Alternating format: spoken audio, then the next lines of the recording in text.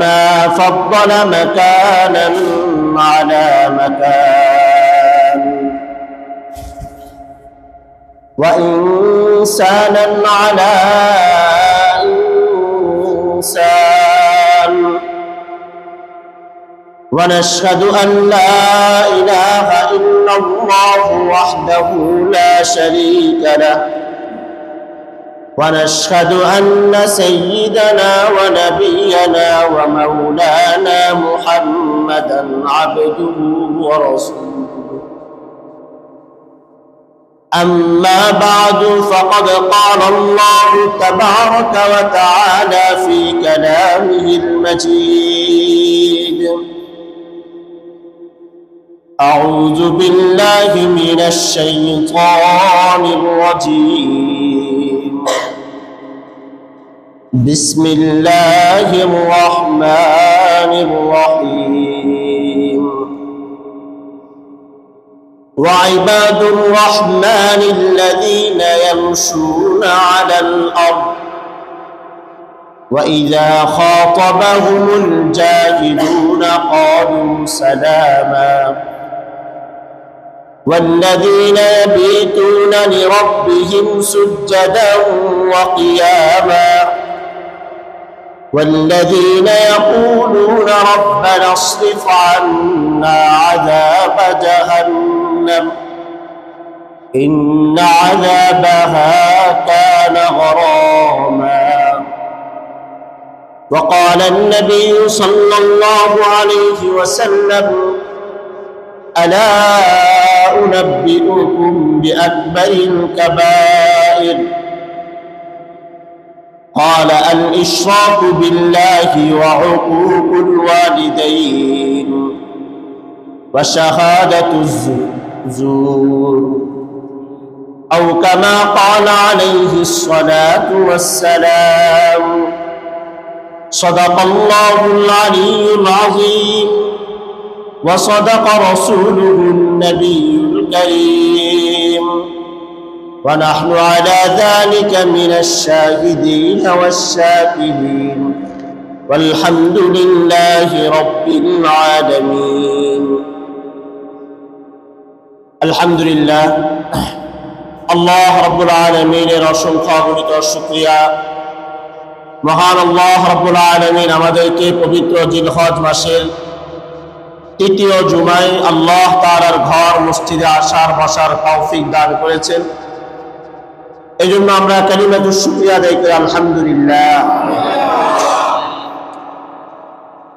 আমি কোরআনে কারীমের সূরা ফুরকান থেকে কয়েকটি আয়াত তেলাওয়াত করেছি। এই আয়াতগুলোর মধ্যে এবং পরবর্তী আয়াতগুলোর মধ্যে আল্লাহ রাব্বুল আলামিন বান্দার পরিচয় সম্পর্কে, কারা আল্লাহ রাব্বুল আলামিনের বান্দা, এই বান্দাদের পরিচয় সম্পর্কে আল্লাহ তাআলা এখানে আলোচনা করেছেন এবং রহমানের বান্দা তাদের কয়টা গুণ থাকবে এই সম্পর্কে আল্লাহ তাআলা এখানে আলোচনা করেছেন।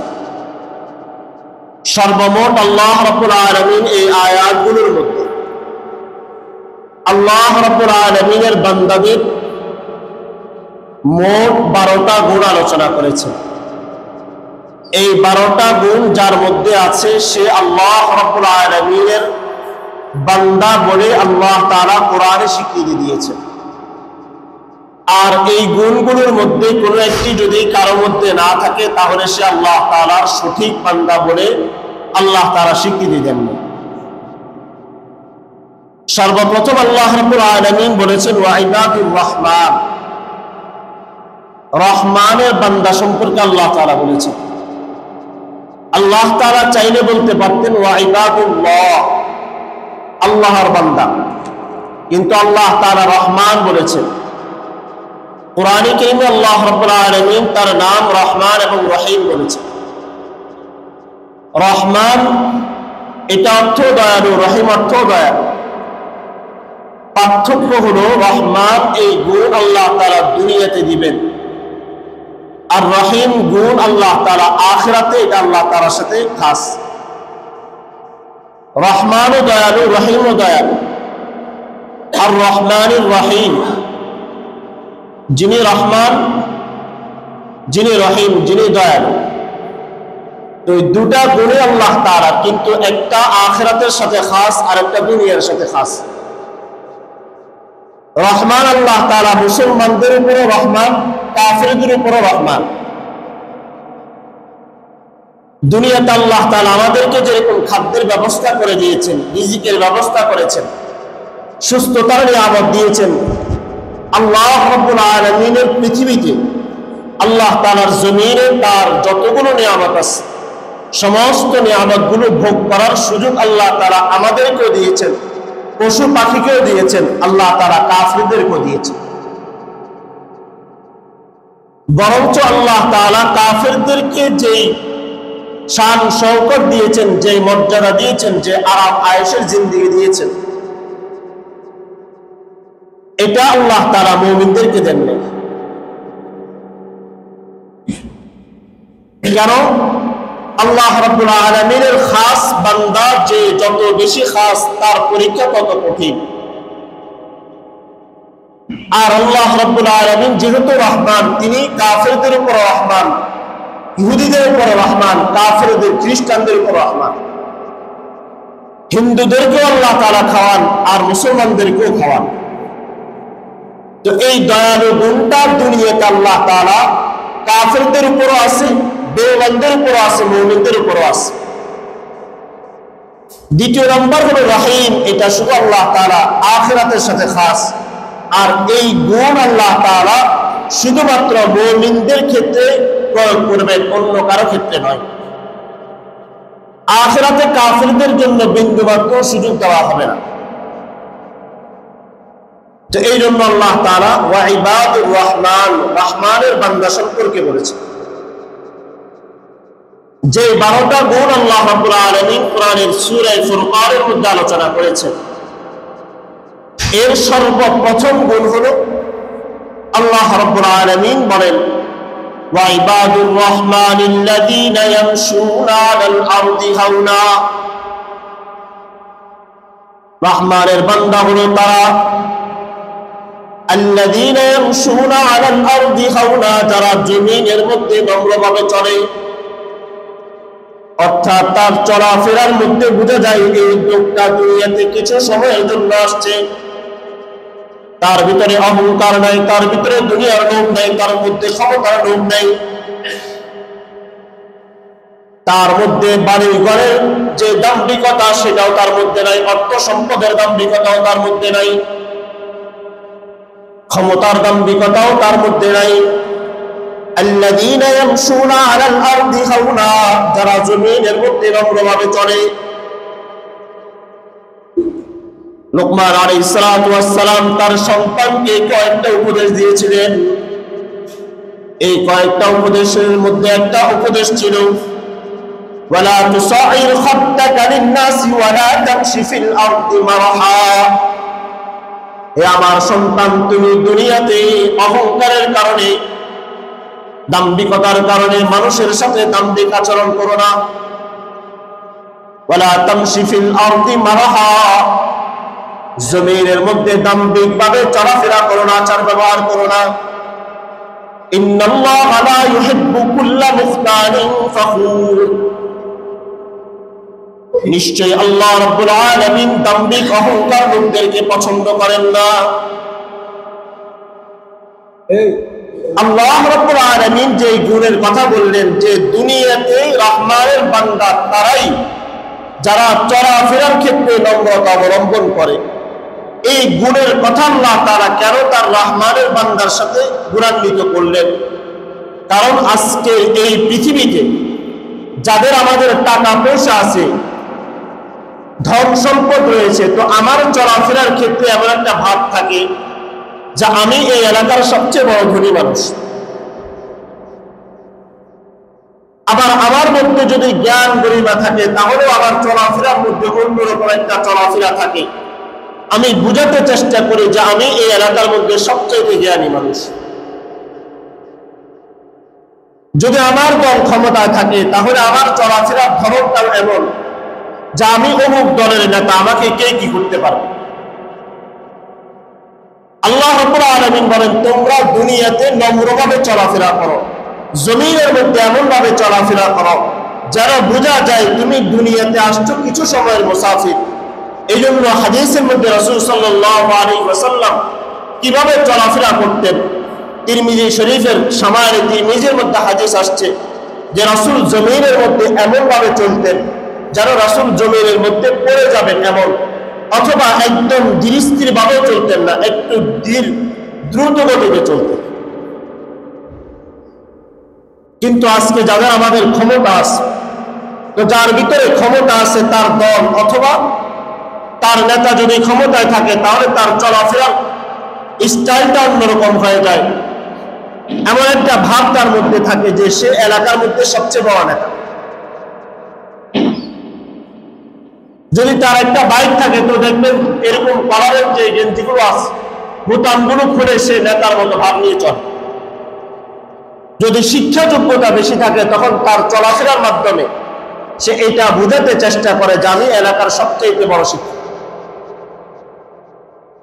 যদি সমাজের কোনো বড় দায়িত্ব সে পেয়ে যায় তখন তার চলাফেরার মধ্যে এটা বোঝা যায় সে মসজিদের সভাপতি।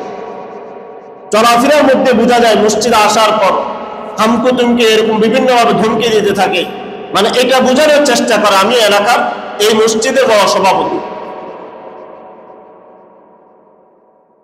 অথচ যে জমিনের মধ্যে আমরা চলি, জমিন আল্লাহ তাআলার কাছে প্রত্যেক দিন আবেদন করে যে আল্লাহ আপনি আমাদেরকে একটা সুযোগ দেন।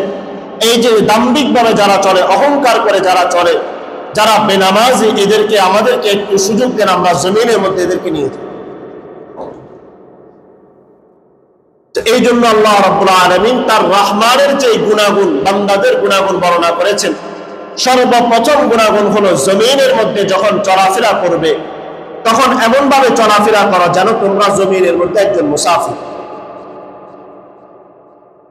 قال رسول الله صلى الله عليه وسلم كن في الدنيا غريب أو عابر سبيل كن في الدنيا كأنك غريب। তোমরা দুনিয়াতে এমন ভাবে চলাফেরা করো যেন একজন মুসাফির যে কিছু সময়ের জন্য কোথাও সফর করেছে, তো তার চলাফেরা, তার আচার ব্যবহার, তার নিয়ম নীতিগুলো, তার সব আদব আখলাকগুলো তার চলাফেরার মাধ্যমে সে বুঝিয়ে দেয় আমি এই এলাকার মুসাফির।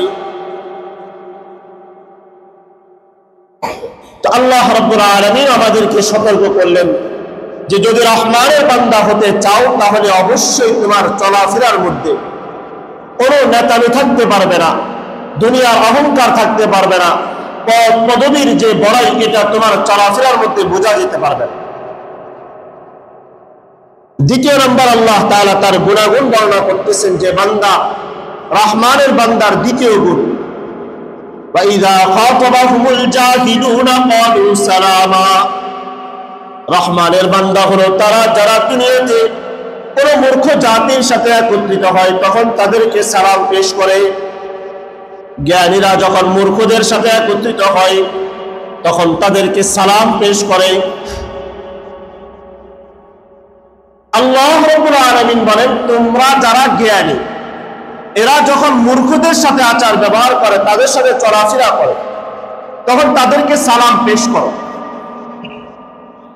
বিষয়টা আমাদের কাছে অন্যরকম মনে হয়, যারা মূর্খ তারা জ্ঞানীদেরকে সম্মান করবে, কিন্তু আল্লাহ তাআলা বলতেছেন যারা জ্ঞানী তারা মূর্খদেরকে সালাম পেশ করবে। এই সালাম দ্বারা প্রচলিত যে সালাম সংবর্ধনা দেওয়া, তার জন্য দোয়া করা, ওটা উদ্দেশ্য না। অনেক সময় দেখা যায় বিভিন্ন সময় জানা থাকা সত্ত্বেও আপনাকে এসে জিজ্ঞেস করবে এই বিষয়টা এমন, হাত বাঁধবো উপরে নাকি নাভির নিচে, বিভিন্ন মাসালা নিয়ে আপনার সাথে আলোচনা করবে। অথচ তার যে পরিমাণ জ্ঞান, এই পরিমাণ জ্ঞান দ্বারা সে আপনার সাথে তর্ক করার যোগ্য না। এই জন্য আল্লাহ তাআলা বলেন মূর্খদের সাথে কথা বলার চাইতে, তর্ক বিতর্ক করার চাইতে তাদেরকে আসসালাম করে চলে না। এটাও আল্লাহ তাআলার বান্দাদের একটা গুণ। রহমানের বান্দার দ্বিতীয় গুণ হলো তারা মূর্খদের সাথে তর্ক করবে না, ঝগড়া বিবাদ করবে না। এখন যার জ্ঞানের পরিধি হলো এতটুকু, আপনি তাকে গিয়ে যদি এর চাইতে বেশি জ্ঞান দিতে যান, তো সে আপনাকে বলবে, আপনাকে তার কাছে পাগল মনে হবে। এই জন্য যখন মূর্খ কেউ আপনার সাথে তর্ক করবে, নিয়ম হলো আল্লাহ তাআলা শিখিয়ে দিয়েছেন তোমরা তাকে বলা সালাম, মানে আমি তোমার থেকে মুক্ত, তর্ক বিতর্ক না করা। এখন আমরা দেখা যায় একটা কোরআনের মাসালা জানলাম, হাদিস থেকে একটা মাসালা জানলাম, যতটুকু জেনেছি সেটাও আমাদের পরিপূর্ণ জানা হয় নাই। আপনি আরেকজনের সাথে তর্ক করতেছেন যে মসজিদ ইমাম সাহেব এটা বলছে, অথচ ইমাম যখন মাসালাটা বলছে তখন আপনি সবার পরে আসছেন। তো এই জন্য যার যতটুকু জ্ঞান, ওই জ্ঞান পাকা মুক্ত হওয়া ছাড়া অন্যের সাথে তর্ক করা নিষেধ। আবার শরীয়তের স্পষ্ট বিধান চলে আসার পরে, স্পষ্ট শরীয়তের বিধান আসার পরে যদি ইমাম অথবা কোনো আলিম সমালোচনা করে, তাহলে ওই সমালোচনা সঠিক। এই ক্ষেত্রে আপনি বলতে পারবেন না যে আল্লাহ তাআলা কিয়ামতের দিবসে জানবেন কে ভালো ছিল কে খারাপ ছিল। নিয়ম হলো সঠিক যেটা জানবো ওটা আরেকজনের কাছে পৌঁছে দেওয়া। কিন্তু একজন মূর্খ, তার জানাও নাই, কিন্তু আপনি তার সাথে বারবার তর্ক করার কারণে এই মানুষটা আপনার থেকে কিছু তো জানবে না, বরং আপনাকে লাঞ্ছিত করবে, অপদস্থ করবে।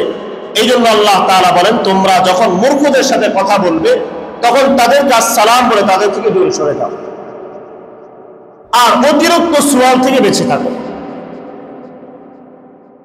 মুসলিম শরীফের হাদিস, عن أبي هريرة رضي الله تعالى عنه قال قال رسول الله صلى الله عليه وسلم إن الله يرضى لكم ثلاثا ويكره لكم ثلاثا।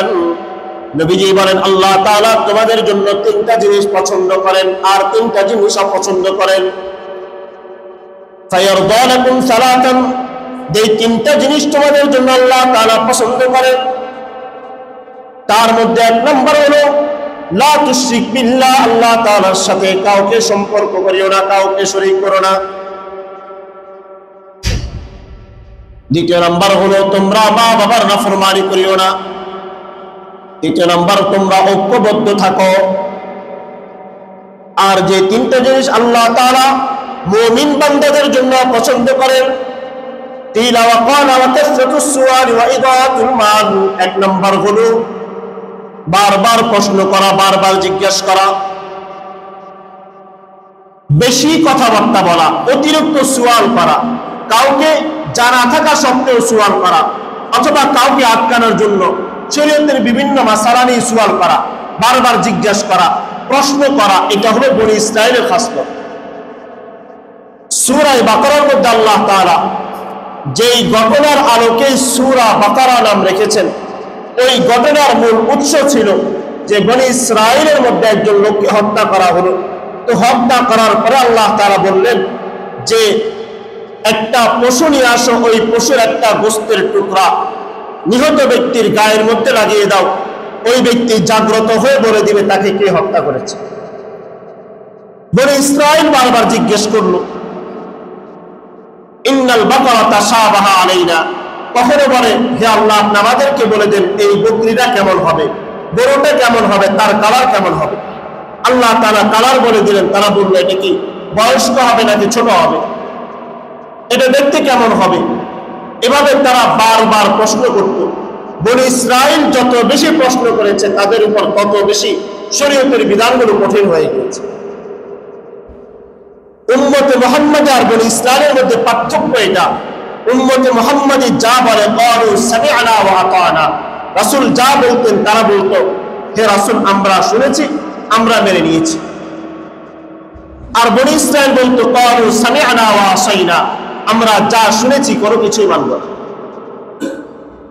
এই জন্য রাসূল সাল্লাল্লাহু আলাইহি ওয়াসাল্লাম হাদিসের মধ্যে বলেন যে আল্লাহ তাআলা তোমাদের জন্য তিনটা জিনিস অপছন্দ করেন, এর মধ্যে একটা হলো বেশি বেশি সুয়াল করা, এটা থেকে বেঁচে থাকা। তো দ্বিতীয় নম্বর রহমানের গুণ বলেছিলাম যে অতিরিক্ত সুয়াল করা অথবা মূর্খদের সাথে তর্ক বিতর্ক করা থেকে বেঁচে থাকা। তৃতীয় নম্বর আল্লাহ রাব্বুল আলামিন তার বান্দাদের গুণাবলী সম্পর্কে বলতেছেন والذين يبيتون لربهم سجدا وقياما আল্লাহ রাব্বুল আলামিন বলেন রহমানের বান্দাদের তৃতীয় নাম্বার গুণ হলো এরা যখন রাত্রি যাপন করবে রাত্রি বেলায় তারা রুকু এবং সিজদারত অবস্থায় রাত্রি যাপন করে অর্থাৎ এরা রাতের ইশারের নামাজ আদায় করে ফজরের নামাজ আদায় করে রাত্রি বেলায় যখন সুযোগ পেয়ে যায় তখন এরা তাহাজ্জুদের নামাজ আদায় করে কোরআনে কারীমের সূরা হামিম আস-সিজদার মধ্যে আল্লাহ তাআলা সাহাবায়ে কেরামদের গুণাবলী আলোচনা করতে গিয়ে বলেন তাতাজাফা জুনুবুহুম আনিল মাদাজি'i ইয়াদউনা রাব্বাহুম খাওফান ওয়া তামাআ ওয়া মিম্মা রাযাকনাহুম ইউনফিকুন ওই সাহাবায়ে কেরামদের গুণ হলো যখন রাত্রি বেলায় শেষ ভাগ চলে আসতো তখন তাদের পেটগুলো তাদের জমিন থেকে আলাদা হয়ে যেত আর এরা আল্লাহ এবং তার রাসূলের আল্লাহ রাব্বুল আলামিনের প্রতি আশা এবং ভয় নিয়ে তারা ইবাদত করত আল্লাহ রাসূল সাল্লাল্লাহু আলাইহি ওয়াসাল্লামের একজন সাহাবী হযরত আব্দুল্লাহ ইবনে সালাম রাদিয়াল্লাহু তাআলা আনহু তিনি বলেন আমি মদিনার মধ্যে সবচেয়ে ইহুদিদের মধ্যে বড় আলেম ছিলাম নবীজি যখন মক্কা থেকে মদিনায় হিজরত করতে আসে মদিনার মানুষগুলো নবীজির জন্য অপেক্ষায় ছিল দীর্ঘ সময় পর্যন্ত তারা নবীজিকে দেখত পথে অপেক্ষা করতো আর আমরাও সকল শিশু বাচ্চারাও মহিলারাও নবীজির অপেক্ষায় ছিল কোন দিন নবী আসবে আব্দুল্লাহ ইবনে সালাম বলেন আমিও সকলের সাথে গেলাম নবীজি যখন মদিনাতে প্রবেশ করে একটা ওটের মধ্যে ছিলেন এরপরে নবী সাল্লাল্লাহু আলাইহি ওয়াসাল্লাম ওই ওটের মধ্যে দাঁড়িয়ে একটা ভাষণ দিলেন ওই ভাষণের সর্বপ্রথম কথা ছিল আফসুস সালাম ওয়া আতিমুত তাআম ওয়া সাল্লু বিল লাইলি ওয়ান নাসু নিয়াম তাদখুলুল জান্নাতা বিসালাম আব্দুল্লাহ ইবনে সালাম বলেন আমার তো বিশ্বাস ছিল না যে শেষ নবী এই সময় আগমন করবে মক্কার কাফেররা যখন নবীজিকে বিতাড়িত করে মদিনার মধ্যে নবীজি হিজরত করতে চলে আসে কাফেরদের সাথে নবীজি সাল্লাল্লাহু আলাইহি ওয়াসাল্লামের বাগবিতণ্ডা হলো নবীজি মক্কা থেকে মদিনায় চলে আসার পরে মদিনার শিশু বৃদ্ধ সকলে নবীজির জন্য অপেক্ষায় ছিল আমি আব্দুল্লাহ ইবনে সালাম ইহুদিদের একজন বড় আলেম আমিও গেলাম দেখলাম এটা আসলে সত্য নবী কিনা আমি যাচাই করব নবীজি সাল্লাল্লাহু আলাইহি ওয়াসাল্লাম তিনটা কথা বললেন মদিনাতে আগমন করার পরে নবীজি বললেন আফসুস সালাম তোমরা বেশি বেশি সালাত পেশ করো ওয়া তাইমুত তাআম তোমরা ক্ষুধার্তদেরকে খাদ্য দাও ওয়া সাল্লু বিল লাইলি ওয়ান নাসু নিয়াম তোমরা রাত্রি বেলায় যখন মানুষ ঘুমিয়ে যায় দাঁড়িয়ে দাঁড়িয়ে নফল ইবাদত করো তাহাজ্জুদ নামাজ আদায় করো আর এই হাদিসের মধ্যে আছে চতুর্থ নাম্বার নবীজি বলছেন ওয়াসিলুল আরহাম তোমরা আত্মীয়তার সম্পর্কগুলো বজায় রাখো নবীজি চারটা কথা বললেন আফসুস সালাম বেশি বেশি সালাম পেশ করো ওয়া আতিমুত তাআম তোমরা মানুষকে খাদ্য খাওয়াও তৃতীয় নাম্বার আত্মীয়তার সম্পর্কগুলো বজায় রাখো চতুর্থ নাম্বার তোমরা রাত্রি বেলায় তাহাজ্জুদের ইবাদত বন্দেগী তাহাজ্জুদের আমল বেশি বেশি করো তাদখুলুল জান্নাতা বিসালাম আর নিরাপদে জান্নাতে প্রবেশ করো আব্দুল্লাহ ইবনে সালাম বলেন আল্লাহর কসম আমি যখন নবীজির এই কথাগুলো শুনেছি আমার দৃঢ় প্রাণে বিশ্বাস হয়ে গিয়েছে এটা কোনো মিথ্যা নবী হতে পারে না তো আল্লাহ রাব্বুল আলামিনের এই আয়াতের মধ্যে রহমানের বান্দার তৃতীয় নম্বর বৈশিষ্ট্য বর্ণনা করতে গিয়ে বলেন ওয়াল্লাযীনা ইয়াবীতুনা লিরাব্বিহিম সুজদান ওয়া কিয়ামা রহমানের বান্দা তারাই যারা রাত্রি বেলায় দাঁড়িয়ে দাঁড়িয়ে রুকু সিজদা আদায় করে যারা অনর্থক সময় নষ্ট করে না মোবাইল আর ফেসবুক আর টিভি সিনেমার মধ্যে সময় নষ্ট করে না বরং সারা রাত জেগে জেগে ইবাদত করে হযরত আব্দুল্লাহ ইবনে আব্বাস রাদিয়াল্লাহু তাআলা আনহু থেকে বর্ণিত আছে তাফসীরে মাআরিফুল কোরআনের মধ্যে উল্লেখ করা হয়েছে যে কোন মুমিন বান্দা যদি তাহাজ্জুদের আমল নাও করতে পারে রাত্রি বেলায় ইশারের নামাজ আদায় করার পরে সে যদি তাহাজ্জুদের নিয়তে 2 রাকাত অথবা 4 রাকাত নামাজ আদায় করে তো আল্লাহ রাব্বুল আলামিন তাকে তাহাজ্জুদ নামাজ পড়লে যে পরিমাণ সওয়াব আল্লাহ তাআলা সেই পরিমাণ সওয়াব দিয়ে দিবেন তো এই জন্য আমরা যারা তাহাজ্জুদ নামাজ পড়ার সুযোগ নাই, চাকরি করি, ব্যবসা বাণিজ্য করি, তো আমাদের জন্য এরকম একটা সুযোগ করে দেওয়া হয়েছে যে রাত্রিবেলা ইশারের নামাজের পরে 2 রাকাত 4 রাকাত নামাজ তাহাজ্জুদের নিয়তে কোনো ব্যক্তি যদি পড়ে, আল্লাহ তাআলা রাত্রিভর ইবাদত বন্দেগী করার সমপরিমাণ সওয়াব দান করেন। আল্লাহ রাব্বুল আলামিন আমাদেরকে আমল করার তৌফিক দান করেন। চতুর্থ নাম্বার, রহমানের বান্দাদের গুণাবলী সম্পর্কে আলোচনা চলছে। মোট 12টা গুণের কথা আল্লাহ তাআলা কোরআনের এই আয়াতগুলোতে বলেছেন। চতুর্থ নাম্বার হলো এমন একটা আয়াত, এমন একটা বিধান, এমন একটা জিনিস, যে আয়াত, যে তেলাওয়াত, যে আয়াতটা পড়ে বহু সাহাবায়ে কেরাম, বহু বুজুর্গানে দ্বীন সারা রাত এই একটা আয়াত তেলাওয়াত করে করে কাটিয়ে দিয়েছে। রহমানের বান্দাদের গুণাবলীর চতুর্থ নাম্বার গুণাবলী হলো ওয়াল্লাযীনা ইয়াকুলুনা রাব্বানা ইসরিফ আন্না আযাবা জাহান্নাম ইন্না আযাবাহা কানা গরামা। রব্বুল আলামিন বলেন, রহমানের বান্দাদের গুণাবলী হলো ইয়াকুলুনা রাব্বানা ইসরিফ আন্না আযাবা জাহান্নাম, এরা সবসময় আল্লাহ তাআলার কাছে এটাই দোয়া করে, হে রব্বুল আলামিন জাহান্নামকে আমাদের থেকে দূরে সরাইয়া দিন। রব্বানা ইসরিফ আন্না আযাবা জাহান্নাম, হে আল্লাহ আপনি আমাদের থেকে জাহান্নামের আগুনকে, জাহান্নামের শাস্তিকে দূরে সরাইয়া দিন।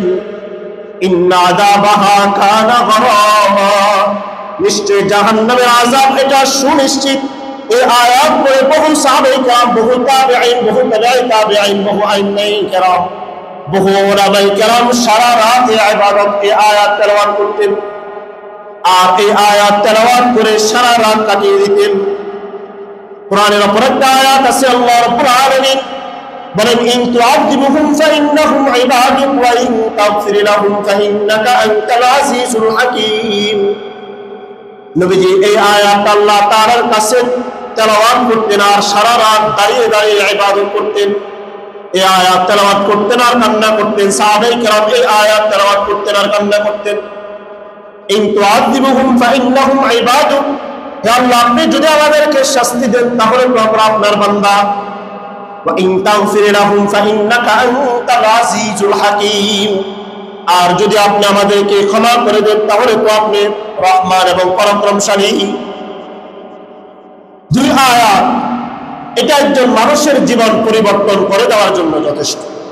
একটা আয়াত হলো আল্লাহ তাআলার কাছে সবসময় দোয়া করা, এই আয়াত পড়ে পড়ে দোয়া করা, রব্বানা ইসরিফ আন্না আযাবা জাহান্নাম, হে আল্লাহ আপনি আমাদের থেকে জাহান্নামের আগুনকে দূরে সরাইয়া দিন। ইন্না আযাবাহা কানা গরামা, নিশ্চয় জাহান্নামের আযাব এটা সুনিশ্চিত। আল্লাহ রাব্বুল আলামিন বলেন যে রহমানের বান্দাদের গুণাবলী হলো তারা এই আয়াত তেলাওয়াত করবে আর আমার কাছে জাহান্নাম থেকে আশ্রয় চাইবে। এজন্য চেষ্টা করা এই আয়াতটাকে মুখস্থ করা এবং এই আয়াতটাকে সবসময় তেলাওয়াত করে করে আল্লাহ তাআলার কাছে জাহান্নাম থেকে মুক্তির জন্য দোয়া করা। 5ম নাম্বার, রহমানের বান্দাদের গুণাবলীর মধ্যে 5ম নাম্বার গুণ হলো রহমানের বান্দারা আল্লাহ তাআলার রাস্তায় বেশি বেশি খরচ করবে। এরা কখনো কৃপণতা করবে না। একটা হলো অপব্যয়, আরেকটা হলো মৃতব্যয়। অপব্যয় হলো যেটার প্রয়োজন নাই তারপরও খরচ করা, আরেকটা হলো কৃপণতা, আমার প্রয়োজন যতটুকু ততটুকু খরচ করি না, চাই সেটা পরিবারের জন্য হোক, আত্মীয় স্বজনদের জন্য হোক।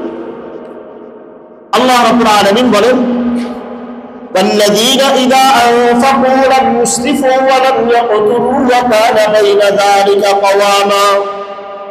আর রহমানের বান্দাদের মধ্যে তাদের গুণাবলী হলো এরা যখন খরচ করবে তারা অপব্যয় করবে না, তারা কৃপণতা করবে না।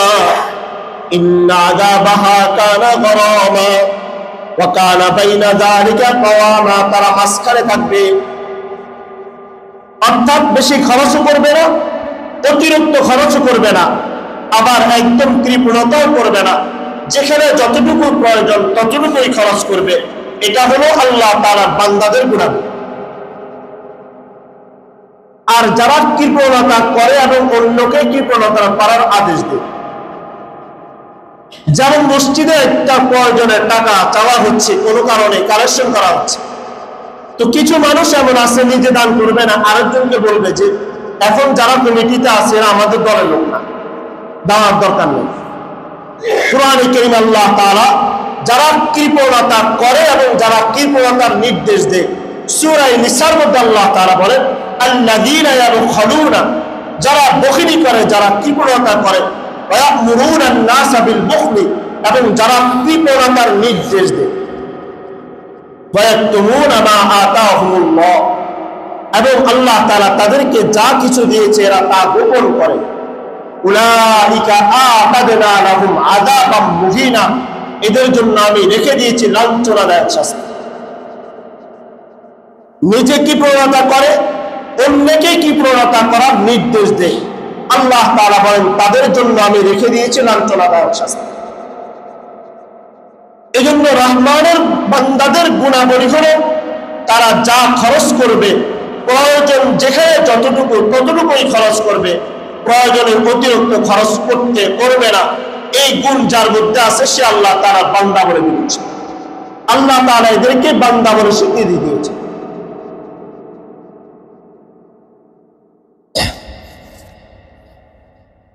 পরবর্তী গুণ সম্পর্কে আল্লাহ রাব্বুল আলামিন বলেন 6 নম্বর গুণ, ওয়াল্লাযীনা লা ইয়াদউনা মা'আল্লাহি ইলাহান আখার, রহমানের বান্দাদের গুণাবলী হলো এরা আল্লাহ তাআলার সাথে অন্য কাউকে ইলাহ রূপে, অন্য কাউকে আল্লাহ অথবা মাবুদ রূপে আল্লাহ তাআলার সাথে কাউকে শরীক করবে না। আল্লাহ তাআলার ইবাদত করবে, নেতারও ইবাদত করবে, আল্লাহ তাআলার ইবাদত করবে, পীর বাবার ইবাদত করবে। এই গুণ যার মধ্যে আছে তারা আল্লাহ তাআলার রহমানের বান্দা হতে পারে না। আল্লাহ তাআলা বলেন ওয়াল্লাযীনা লা ইয়াদউনা মা'আল্লাহি ইলাহান আখার, যারা আল্লাহ তাআলার সাথে অন্য কারো ইলাহকে মাবুদ রূপে গ্রহণ করে না। আল্লাহ তাআলার সাথে অন্য কাউকে মাবুদ রূপে মানে না, এর দ্বারা উদ্দেশ্য অর্থাৎ আল্লাহ তাআলাকে স্রষ্টা মানে, আল্লাহ তাআলাকে রিজিক দাতা মনে করে, পাশাপাশি সন্তান দাতাও আল্লাহ তাআলাকে মনে করে, এর পাশাপাশি আবার পীর সাহেবকেও মনে করে। আজকে আমরা যে জগতে আছি প্রত্যেকে কোনো না কোনো ভাবে মূর্তি পূজার মধ্যে লিপ্ত, অথবা খাম্বা পূজার মধ্যে লিপ্ত, অথবা কোনো ব্যক্তি পূজা করতেছে। এবার কিভাবে? আল্লাহ রাসূল সাল্লাল্লাহু আলাইহি ওয়াসাল্লাম বলছেন আখিরে জামানা এমন হবে যে সেই জামানার মধ্যে মানুষ কোনো না কোনো ভাবে মূর্তির পূজা করে। আজকে 21শে ফেব্রুয়ারি আসুক, তো আপনি দেখবেন 3টা ফিলার দ্বারা করাইয়া ওখানে আপনি ফুল দিচ্ছেন, সংবর্ধনা দিচ্ছেন, সালাম পেশ করতেছেন, এরপরের দিন ওখানে দাঁড়িয়ে পেশাব করতেছেন। তার মানে আপনি একদিন আগে যেই ফুল দিয়েছেন আপনি কোনো ব্যক্তির পূজা করেন না, খাম্বার পূজা করেছেন। স্মৃতিসৌধ নির্মাণ করবেন, 3টা ফিলার তৈরি করে 3 জন ব্যক্তি যারা এই দেশের জন্য রক্ত দিয়েছে তাদের কবর এক জায়গায়, আপনি সেখানে ফুল দিয়ে তাদেরকে পূজা করতেছেন, খাম্বার পূজা করতেছেন। যে দলের নেতা অনুসারী আপনি তার ছবিটা ঘরের মধ্যে বরকত মনে করে রেখে দিয়েছে। তো আমরা কোনো না কোনো ভাবে খাম্বার পূজা করি, নতুবা আমরা কোনো ব্যক্তির পূজা করি। আর প্রত্যেকটা ঘরে ঘরে পুতুল তো আছে। তার মানে আপনি আল্লাহ তাআলাকেও ইবাদত করেন, পাশাপাশি আরো অনেকের ইবাদতও করেন। আপনি দাঁড়িয়ে যে ফুল দিচ্ছেন, যে সংবর্ধনা দিচ্ছেন, এরা এখান থেকে মারা গিয়েছে আজ থেকে 40-50 বছর আগে, অথচ তাদের কবর আরেক জায়গায়, সংবর্ধনা দিচ্ছেন আজকে এখানে, এরপরের দিন প্রেমিক প্রেমিকা মিলে সেখানে গিয়ে বসে বসে খারাপ কাজ করতেছে। তা আপনি কিসের সংবর্ধনা দিলেন, কিসের সালাম পেশ করলেন? এর মানে হলো আপনি খাম্বার পূজা করতেছেন, আর 3টা ফিলার দাঁড়া করাইয়া প্রত্যেকটা স্কুলে, প্রত্যেকটা জায়গায় জায়গায় 3টা ফিলার দাঁড়া করাইয়া, খাম্বা দাঁড়া করাই ওটা পূজা করতেছেন। এটাই হলো জাতীয়তাবাদ। আল্লাহ রাব্বুল আলামিন বলেন আমার বান্দাদের গুণাবলী হলো লা ইয়াদউনা মা'আল্লাহি ইলাহান আখার, তারা আল্লাহ তাআলার সাথে অন্য কাউকে ইলাহ মানবে না, অন্য কারো ইবাদত করবে না, অন্য কারো সামনে সম্বর্ধনা দিবে না, অন্য কারো সামনে তারা মাথা নত করবে না, অন্য কারো সামনে দাঁড়িয়ে তারা এভাবে ফুল নিবেদন করবে না। এটা হলো আল্লাহ তাআলা তার বান্দাদের গুণাবলী সম্পর্কে নিজে বলতেছেন ওয়াল্লাযীনা লা ইয়াদউনা মা'আল্লাহি ইলাহান আখার। এখন আমরা যদি এটা বলি তখন বলে যে হুজুররা মৌলবাদ, এরা দেশের প্রেমিক না, দেশ প্রেমিক না, এদের দেশের প্রতি কোনো টান নাই, মায়া নেই। তো যদি দেশের টান থাকে আজকে যেখানে সংবর্ধনা দেওয়া হয় কালকে সেখানে দাঁড়িয়ে কিভাবে পেশাব করে এবং স্টেশনের সামনে ওখানে দাঁড়িয়ে বসে সে মেশিন চালায় দিয়ে উপরের দিকে। এই জন্য আল্লাহ রাব্বুল আলামিন তার মুমিন বান্দাদের পরিচয় দিতে গিয়ে বলেছেন তারা আল্লাহ তাআলা ছাড়া অন্য কারো ইবাদত করবে না, অন্য কারোর সাথে সম্পর্ক করবে না, আল্লাহ তাআলার সাথে কাউকে শরীক করবে না। 7 নম্বর গুণ হলো তারা অন্যায়ভাবে কাউকে হত্যা করবে না। সূরা ফুরকানের মধ্যে আল্লাহ তাআলা বলেন ওয়ালা ইয়াকতুলুনা আন-নাফস আল্লাতী হারামাল্লাহু ইল্লা বিল হাক্কি ওয়ালা ইয়াজনুন, মানুষকে অন্যায়ভাবে তারা হত্যা করবে না, নিজের স্বার্থের জন্য, দেশের স্বার্থের জন্য অথবা রাজনৈতিক স্বার্থের কারণে কোন মানুষকে সে হত্যা করবে না। এটা যদি যার মধ্যে আছে, যে নেতার মধ্যে আছে, যে রাজনৈতিক দলের মধ্যে আছে, এরা হলো আল্লাহ তাআলা সঠিক বান্দা। আর যারা অন্যায়ভাবে কাউকে হত্যা করবে, ওমাই ইয়াকতুল মুমিনা মুতাআম্মিদা, যারা ইচ্ছাকৃতভাবে কোনো মুমিনকে হত্যা করবে, ফাজাযাউহু জাহান্নাম, তাদের ঠিকানা জাহান্নাম, ওয়া গাদিবাল্লাহু আলাইহি, আল্লাহ তাআলা তাদের উপর রাগান্বিত, ক্রোধান্বিত এবং তারা জাহান্নামে দীর্ঘ সময় পর্যন্ত থাকবে। এই জন্য এই গুণাবলীগুলো পরিহার করা, নেতার জন্য, রাষ্ট্রের জন্য, ক্ষমতার জন্য কাউকে হত্যা করে ফেলা, এরা জঘন্যতম অন্যায়। পরবর্তী গুণ আল্লাহ রাব্বুল আলামিন বলেন ওয়ালা ইয়াজনুন, তারা জিনা করবে না। রহমানের বান্দাদের গুণাবলীর একটা হলো যা তারা জিনা করবে না, ব্যভিচার করবে না। কোরআনের অপর আয়াতে আল্লাহ রাব্বুল আলামিন বলেন ওয়ালা তাকরাবুজ জিনা, তোমরা জিনার কাছে যেও না। এটা বলেন না যে তোমরা জিনা করিও না, বরং জিনার কাছে যেও না।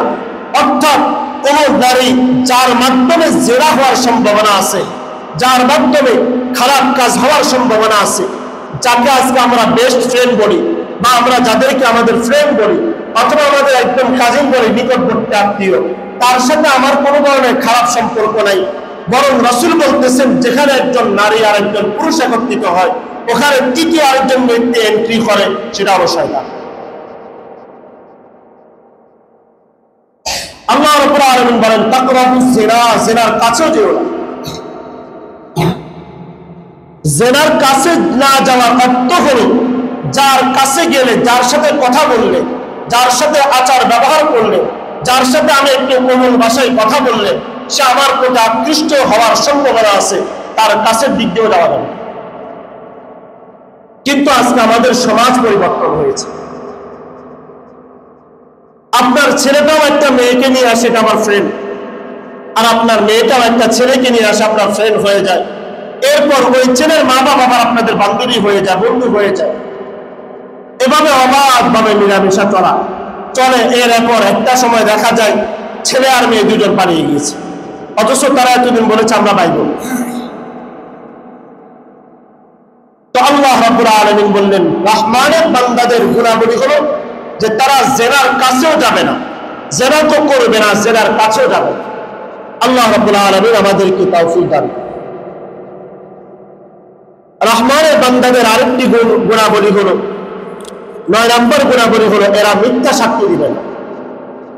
আল্লাহ রাব্বুল আলামিন বলেন ওয়াল্লাযীনা লা ইয়াশহাদুনা আয-যুর ওয়া ইযা মাররু বিল-লাগহি মাররু কিরামা। রহমানের বান্দাদের গুণাবলী হলো এরা কখনো মিথ্যা সাক্ষী দিবে না। মিথ্যা সাক্ষী দেওয়া, মিথ্যা সাক্ষীর সাপোর্ট দেওয়া, অথবা তার মিথ্যা সাক্ষী সম্পর্কে জানা থাকা সত্ত্বেও তাকে সাপোর্ট করা, এই গুণাবলী যাদের মধ্যে আছে এরা আল্লাহ তাআলার বান্দা।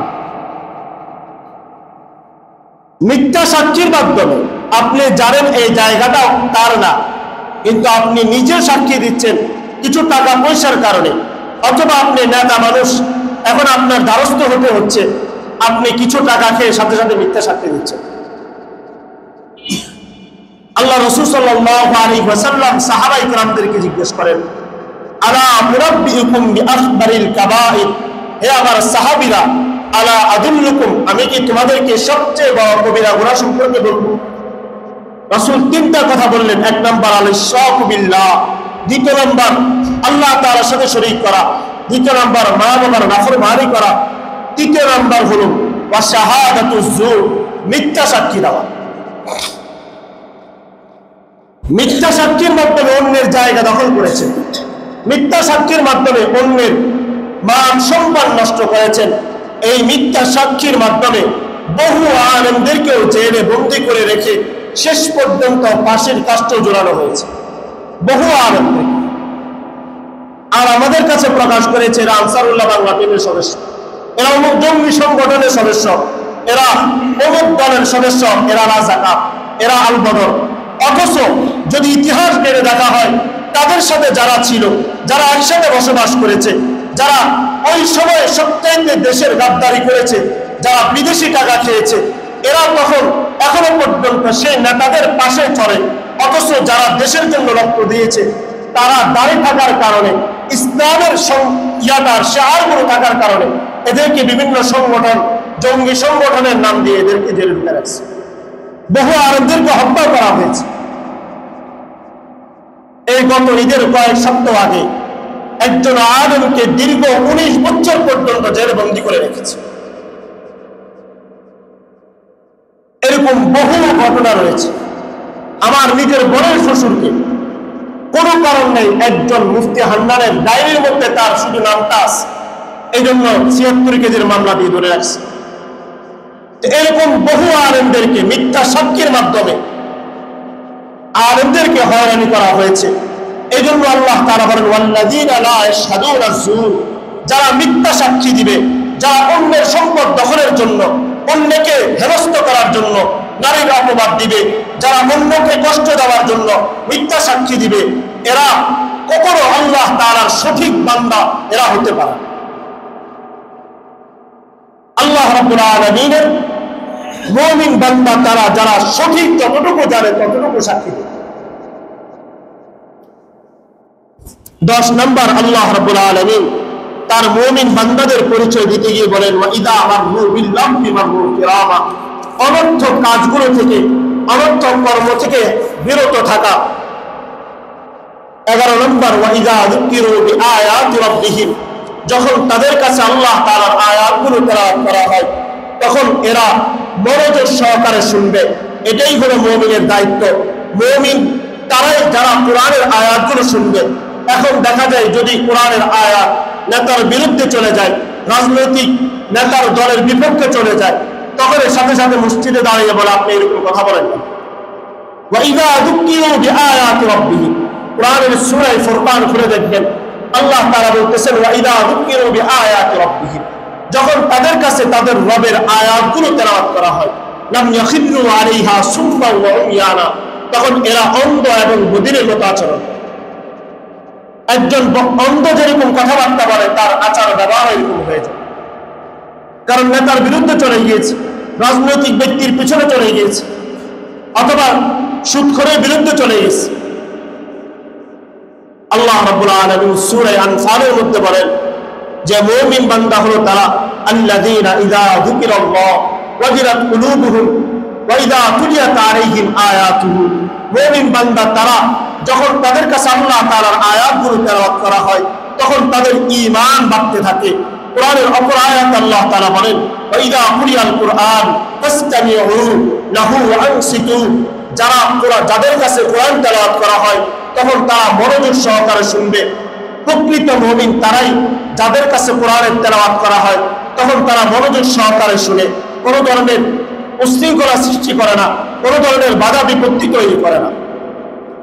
সর্বশেষ আল্লাহ রাব্বুল আলামিন রহমানের বান্দাদের যে গুণাগুণ উল্লেখ করেছেন, সর্বশেষ আল্লাহ রাব্বুল আলামিন একটা দোয়া শিক্ষা দিয়েছেন, ওয়াল্লাযীনা ইযা যুকিরু ওয়াল্লাযীনা ইয়াকুলুনা রাব্বানা হাব লানা মিন আজওয়াজিনা ওয়া যুররিয়াতিনা কুররাতা আয়ুন। যারা আল্লাহ তাআলার সঠিক বান্দা এরা সবসময় এই দোয়াটাই করবে, রব্বানা হাব লানা, হে আল্লাহ আপনি আমাদেরকে দান করেন, আমাদেরকে এমন পরিবার এমন সন্তান দান করেন যারা আমাদের চোখের শীতলতা হবে। রব্বানা হাব লানা মিন আজওয়াজিনা ওয়া যুররিয়াতিনা কুররাতা আয়ুন ওয়াজআলনা লিল মুত্তাকিনা ইমামা।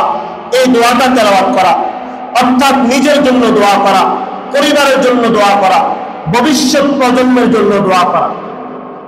ইব্রাহিম আলাইহিস সালাতু ওয়াস সালাম তিনি সবসময় আল্লাহ তাআলার কাছে দোয়া করতেন, রব্বি জাআলনি মুকিমাস সালাতি ওয়া মিন যুররিয়াতি, হে আল্লাহ আপনি আমাকে এবং আমার সন্তানদেরকে নামাজি ওয়ালা বানাই দিন।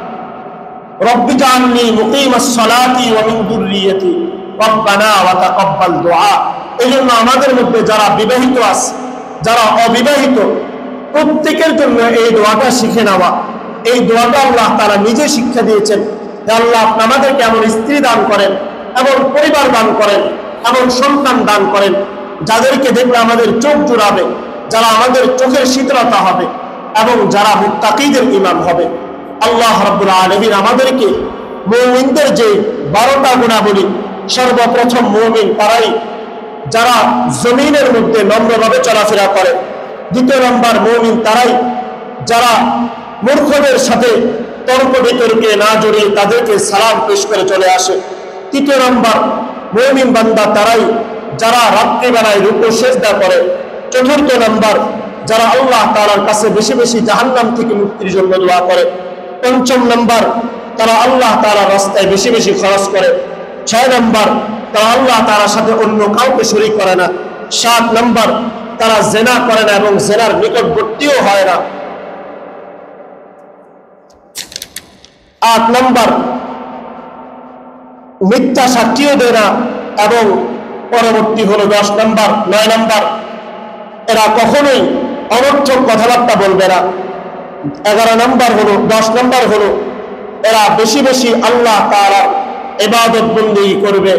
11 নম্বর এরা কখনোই আল্লাহ রাব্বুল আলামিনের কোরআনের তেলাওয়াত হাদিসের আলোচনা শোনার পরে দাম্ভিকতা পেশ করবে না, বরং মনোযোগ সহকারে শুনবে।